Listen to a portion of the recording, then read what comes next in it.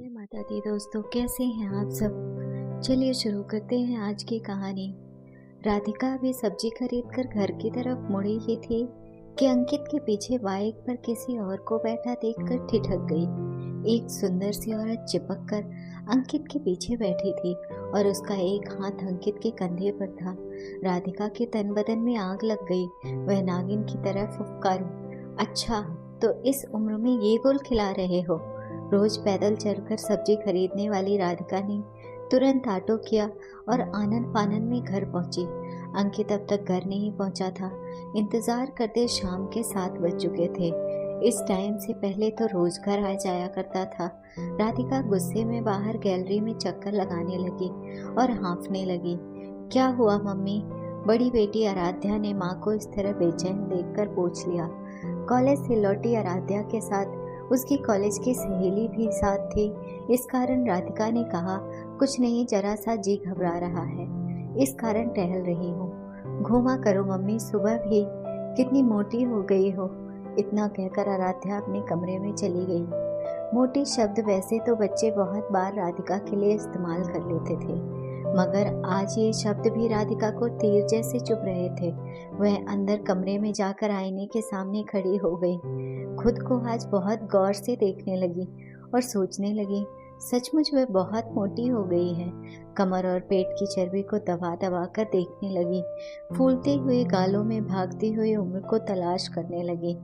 तब उसे एहसास हुआ कि जैसे कोई 35 की उम्र में ही वो 50 की नजर आने लगी है। वह सोचने लगी, कितनी छरहरी थी जवानी में, मगर गृहस्थी और बच्चों को संभालते संभालते सारा सौंदर्य खो गया। ओह, तो इसलिए अंकित का मन भर गया है, तभी तो वो कल मोही चिपक कर बैठी थी अंकित के साथ। अंकित तो आज भी 40 से ऊपर की उम्र में हैंडसम है। फांस लिया उसने मेरे भोले भाले पति को। हे भगवान, अब क्या करूं? होती घबराहट में बीपी बढ़ने लगा तो जल्दी से टैबलेट ली और अचानक ही कुछ कठोर निर्णय ले लिया राधिका ने, और फिर उसके चेहरे पर संतुष्टि के भाव आ गए। अंकित 8 बजे तक घर पहुंचा। राधिका ने उसे आभास ही नहीं होने दिया कि वह गुस्से में है। अगले दिन तो घर के सभी मेंबर आश्चर्य में पागल ही हो गए। राधिका ने एक्सरसाइज शुरू कर दी थी। 7 बजे उठने वाली राधिका सुबह 4 बजे उठकर कपाल भारती, प्राणायाम, सूर्य नमस्कार और भी वो सभी योगासन और एक्सरसाइज जो रात भर नेट पर खोज की थी, सभी को बारी बारी से कर रही थी। घंटे भर की हाल तोड़ मेहनत के बाद वह पलंग पर आकर पसर गई। हाथ पैर सहित पूरा शरीर दुखने लगा था। कुछ देर में बुखार ने ऐसा जोर पकड़ा कि शरीर भी सूजने लगा। हालत गंभीर होते देख बड़ी बेटी आराध्या ने पिता अंकित को फोन किया और राधिका को लेकर परिवार वाले अस्पताल भागे। हालत खराब देखकर डॉक्टर ने तुरंत राधिका को एडमिट कर दिया। घर के बड़े बच्चे सभी राधिका को डांट रहे थे कि आखिर अचानक उसे इतनी एक्सरसाइज क्यों करनी थी। अब भीगी आंखें लिए राधिका कहे भी तो क्या कहे किसी से कि उसका मोटापा, उसका वर्षों का प्यार, उसकी खुशियाँ, उसका पति अंकित उससे छीन रहा था। सभी घर वाले राधिका को डांट रहे थे कि क्या जरूरत थी एक साथ इतना सब करने की। बेचारी राधिका अब कहे भी तो क्या कहे, कैसे कहे कि अंकित बदल गया।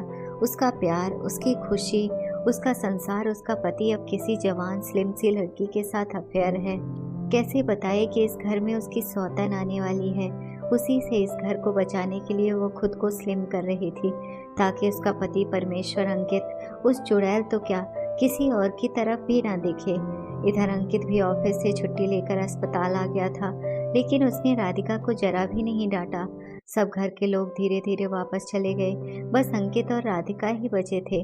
तब अंकित ने पूछा, परेशान दिख रही हो कल रात से ही, क्या बात है?